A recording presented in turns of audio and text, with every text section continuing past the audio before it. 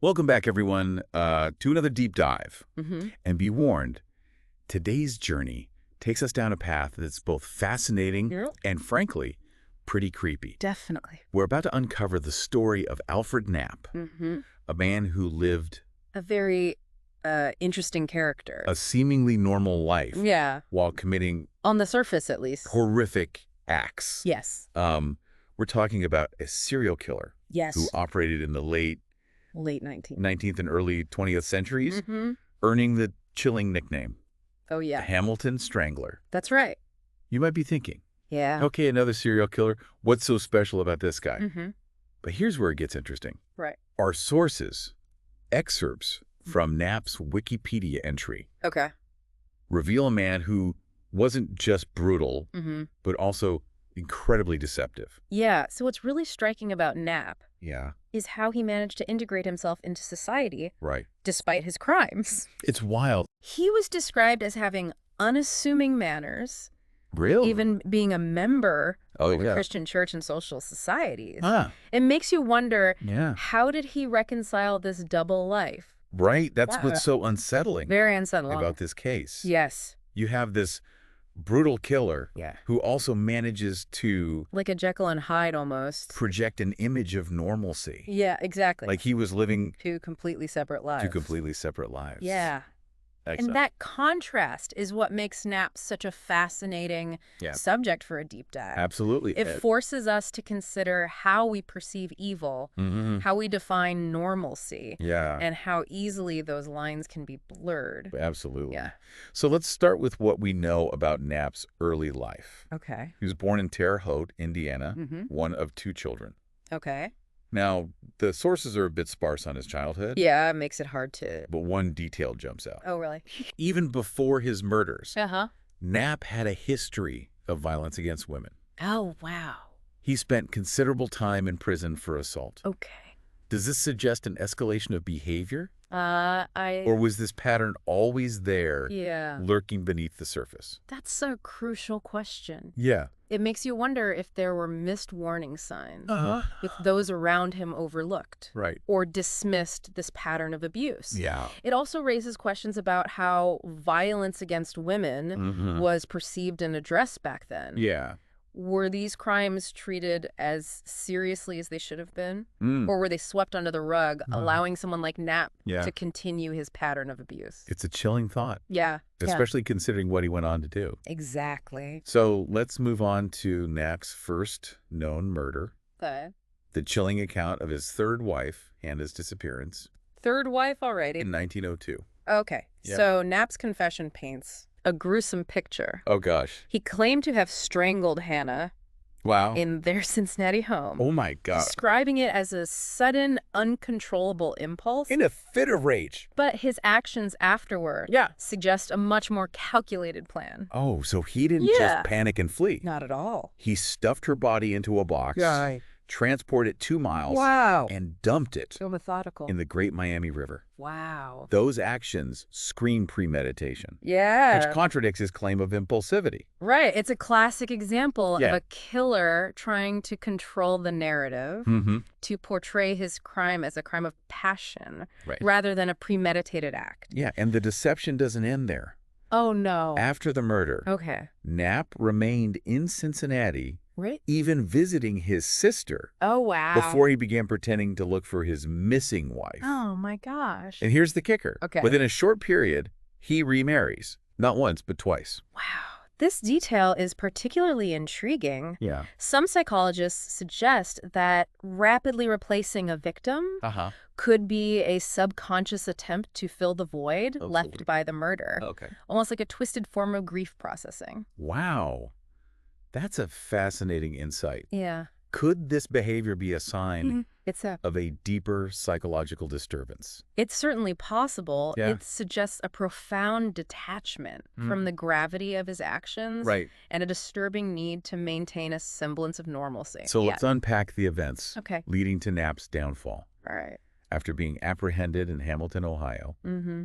he confesses to killing Hannah. Okay. But then he drops a bombshell. What's that?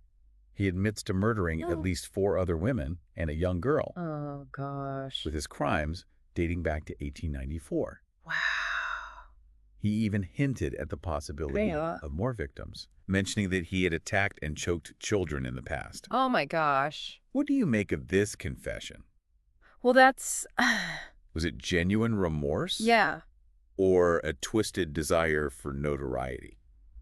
That's a complex question. Yeah. And there are a few psychological theories Hmm. that might shed some light on his motivations. Okay. Some serial killers crave attention. Uh-huh.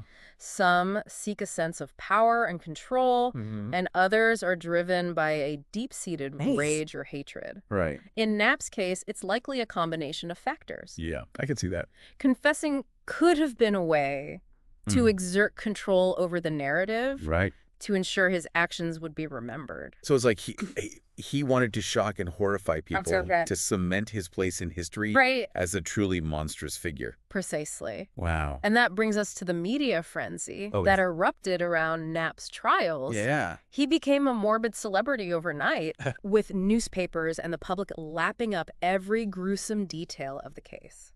So why do you think Yeah. this case captured the public's imagination so intensely? This was the early 20th century, Okay. a time when true crime Mm-hmm. was starting to captivate the public imagination. I see. Think about figures like Jack the Ripper, Oh, yeah. just a few years earlier. Of course. The gruesome details, Yeah. the mystery surrounding the killer, Right. the sense of a predator lurking in the shadows. Mm-hmm. These elements tapped into something primal Right. in the human psyche. And there's this strange contrast with Knapp himself. Oh, yeah, what about that? During his trial, Okay. he was described as being talkative, Yelly. even friendly Wow. with law enforcement. That doesn't... How does that reconcile yeah. with the brutality of his actions? Well, that disconnect between outward demeanor Yeah. and inner darkness Mhm. is a hallmark of many psychopaths. Right. They can be charming and charismatic, which often helps them evade detection and gain the trust of potential victims. It's a chilling thought, isn't it? It is. To think that someone capable of such horrific acts Yeah. could be hiding in plain sight, Right. blending seamlessly Yeah. in everyday life. Absolutely. That's right. And speaking of chilling, Yeah. there's another layer to this story that Hi. we need to explore. Okay. Knapp's role as a witness in another man's trial, Really? even while he was facing murder charges himself. Oh, wow. It's a bizarre twist Yeah. that I think our listeners will find fascinating. Okay. Okay. Okay. I have to admit, this next part of Knapp's story is something I didn't see coming.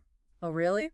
So picture this. Okay. Knapp is already accused of multiple murders, Mm. and he's called as a witness in another trial. What? Can you believe that? It does sound incredible, doesn't it? It's unbelievable. But it actually happened. Wow. The trial in question involved Okay. a man named Joseph Roth, Oh. who was accused of assaulting Oh, two young girls. So how does a serial killer Yeah. end up being a witness in a case like that? Yeah. It seems completely unrelated. Well, the prosecution believed Yeah. that the little girls might have mistaken Knapp for Roth. Oh, so they look similar? Due to their physical resemblance, they thought Knapp's testimony Oh, wow. might somehow help their case. Hold on. So Yeah. they're suggesting that these young girls Mm-hmm. who were victims of a terrible crime Yeah. might have misidentified their attacker because he looked similar to a known serial killer. Yeah. That seems like a stretch, to say the least. It does raise some serious questions Yeah. about the methods used in criminal investigations at the time. Right. Imagine the impact of Yeah. having a confessed murderer, like, Now, paraded in front of a jury. yeah. It must have created quite a spectacle. It's mind-boggling to think that a trial could be so influenced by appearances and public perception. Right. And to think all this is happening while Knapp himself is facing serious charges. Exactly. But let's get back to his own trial. Okay. Despite his sister's attempts to present an insanity defense, he was ultimately convicted Wow. and sentenced to death. Okay. Did he show any remorse during the trial? Interestingly, Knapp remained seemingly indifferent throughout the proceedings. Wow. He showed little to no concern Oh, wow. for the gravity of his situation. So he just didn't care. Yeah. seem that way. That's crazy. Which further fueled public fascination with him. It's almost like he was detached from reality, Yeah. unable to grasp the consequences of his actions. Yeah. Or perhaps it was a calculated facade, Right. a way to maintain a sense of control, even as his world crumbled around him. His behavior definitely adds another layer of complexity to his psychological profile. For sure. It makes you wonder what was going on inside his mind. Right. Was he truly devoid of empathy, or was he simply a master manipulator playing the system to the very end? That's a good question. Yeah. It's a chilling thought. It is. And it's even more disturbing when you consider that there were attempts to appeal his conviction to secure a retrial. Okay. But ultimately, none of those efforts succeeded. One of the grounds for appeal involved a procedural error that occurred during the initial trial. I see. It's quite fascinating from a legal perspective. I remember reading about that. Okay. The prosecution read Knapp's written confession aloud to the jury, which seems pretty standard, right? What's the big deal? Well, back then, presenting a confession in that manner was considered a violation of the defendant's rights. Okay. It was thought to unfairly sway the jury's opinion, regardless of the confession's content. Yeah. So even though he was undeniably guilty, this legal technicality could have potentially granted him a new trial. It's possible. That's pretty remarkable. It's a testament to the principle of due process, even when dealing with a confessed murderer. The justice system, even with its imperfections, strives to ensure that every defendant receives a fair trial. Absolutely. Yeah. In the end, though, justice prevailed. Knapp was executed by electric chair in 1904, refusing to offer any further confessions or show any remorse.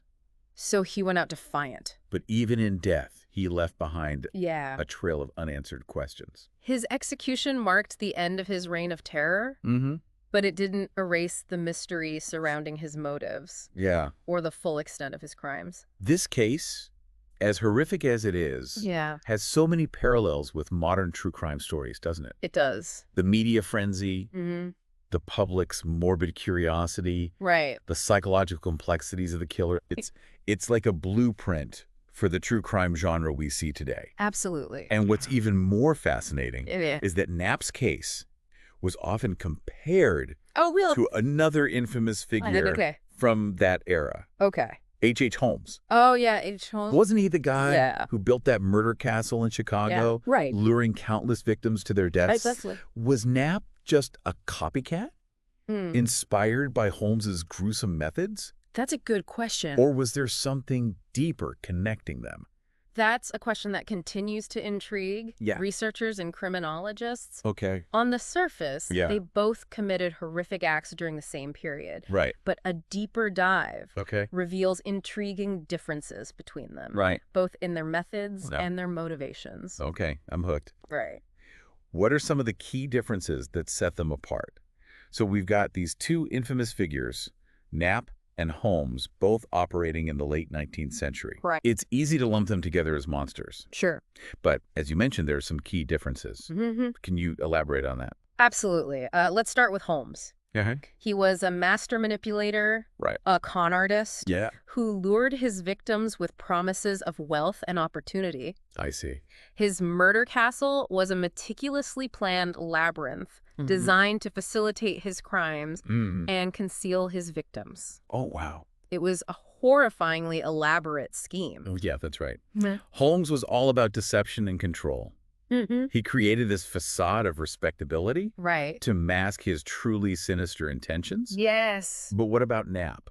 How did his methods differ? Knapp, in contrast, was much more direct, even impulsive. While he was certainly capable of deception, his crimes seemed driven by a raw, almost primal need for control and domination. He didn't rely on elaborate schemes or carefully crafted personas like Holmes. His violence was brutal and immediate.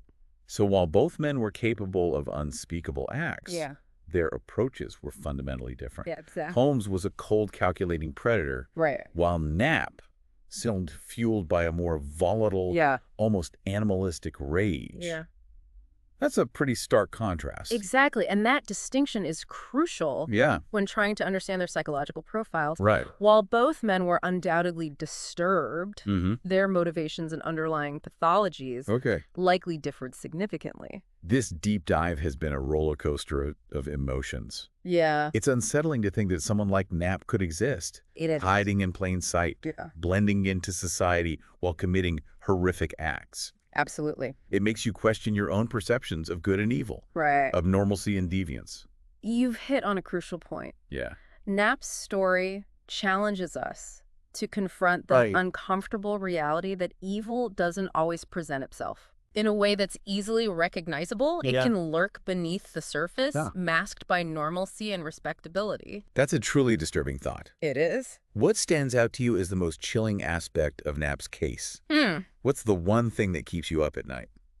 For me, it's the chilling disconnect between his outward persona and his inner darkness. Yeah. He was described as a church-going man with unassuming manners. Right. Yet beneath that facade lurked a cold-blooded killer capable of unimaginable cruelty. Right.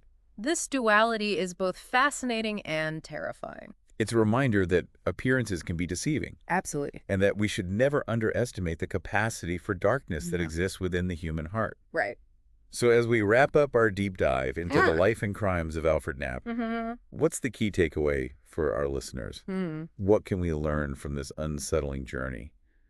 Well, I think Knapp's story serves as a powerful reminder of the importance of vigilance, critical thinking, and the courage to question what we see on the surface. Yeah, I like that. It also highlights the importance of understanding the historical context in which these crimes occurred. Yeah. How did societal norms and attitudes towards violence, particularly against women, contribute to Knapp's ability to operate undetected for so long? That's a great point. Yeah. We can't fully understand a figure like Knapp without considering the social and cultural forces that shaped his world. Yeah. His story is not just a tale of individual depravity, but also a reflection of a society.